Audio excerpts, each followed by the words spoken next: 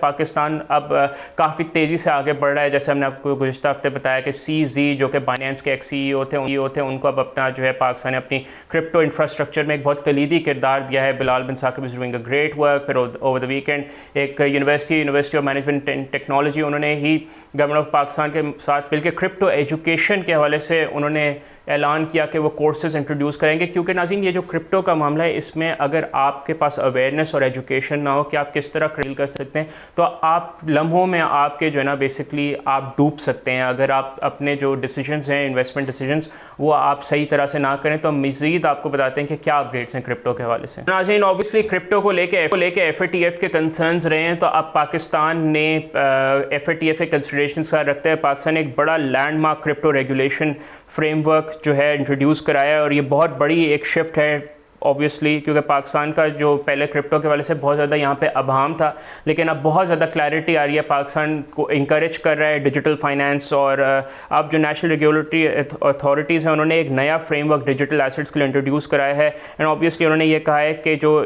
ملک کی ہماری جو ریگولیٹری پریکٹسز ہیں ان کے الائن رہے گا ود اوبویسلی انٹرنیشنل اسٹینڈرڈز جو ایف اے ٹی ایف نے سائن رکھی ہیں. اور اوبویسلی ناظرین یہ جو پالیسی ہے یہ ایف آئی اے نے انٹروڈیوس کرائی ہے اور اوبویسلی اس میں جو ہے جو چیزیں رکھی جائیں گی ملوث خاطر وہ ایڈریس کریں گی جو کرٹیکل کنسرنز ہیں چاہے وہ ٹیررزم